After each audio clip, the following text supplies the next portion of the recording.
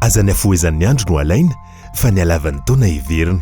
Ny alliance voargasy dia vovonana firaisamonim-pirenena misehatra eo amin'ny lafiny ara-tontolo iainana. Fikambanana firaisamonim-pirenena 30 no mivondrona ao anatin'ny alliance voargasy, misehatra eo amin'ny fampandrosoana eny ifotony sy ny fitantanana aradrariny ny arena voajanahary izy ireo. Tamin'ny 10 novambra 2020 no nitsangana ara-dalàna ny alliance voargasy na hoe AVG zany tao aorianan'ny fanondranana tsy ara-dalàna bois de rose na andramena nataona fanjakana anankiroa sesy ary anisan'ny asa natao voalohany tamin'izany indrindra zany dia ny fitoriana ny fanjakana zany noho izay fandikana lalàna izay.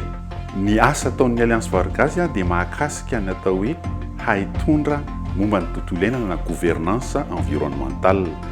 Misy singa anankifito zany ao anatin'izany haitondra zany dia ao ny ady amin'ny kolikoly, ao ny fampiarana ny lalàna, ny mangarahara mazava ho azy, ny fitantanana mahomby, dia ao ihany koa ny tamberina andraikitra, ny fahaiza-miaino sy ny fananana vina iombonana. Vovonan'ny firaisamonim-pirenena matanjaka, toteny ary tompona andraikitra. Vina fitopon'ireo mpisehatra amin'ny ambaratonga samihafa, ny haitondra mahakasika ny zavaboary, sotoavina haitondra mifanaraka amin'ny sotoavina sy ny zava-misy eto Madagasikara, fanajana ny voary sy ny soa iombonana. Misy principe anankiray izay indraindray ny alliance voargasy zany dia ny atao hoe triumvirat de la bonne gouvernance, sanany hoe fifampitondrana ataon'ny fanjakana zany sy ny sehatra tsy miankina ary ny firaisamonim-pirenena izay ataona hoe GPS moa na gouvernement privé société civile. Reo ny tokotelo mahamasana amiko zany satria ny gouvernementa no tarika ara-politika atsika rehetrarehetra, le politika madio io, ary izy ihany koa zany no mpampiatra ny lalàna na manao ny fonction régalienne eto amin'ny firenena. Fa ao ihany koa secteur privé izay miasa amin'ny fanaovana investissement, famoronana asa, fa indrindra ihany koa amin'ny resaka responsabilité sociétale des entreprises, zany hoe fijerevana manokana ny ara-tsosialy sy ny tontolo iainana manodidina.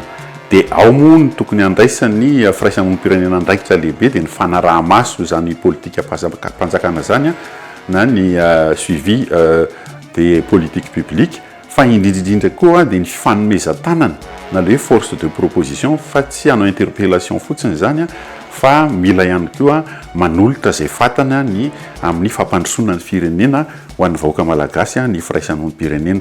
Ny akantorzo na clinique juridique environnementale Debro napetraka anampin'ny olo-pirenena amin'ny fampahafantarana ny lalàna mikasika ny tontolo iainana sy ny fananantany, manoro hevitra mahakasika ny fitsarana ara-tontolo iainana sy ny zavaboary. Satria misy mandripaka ny harem-pirenena antsoky ny laharana maitso 2010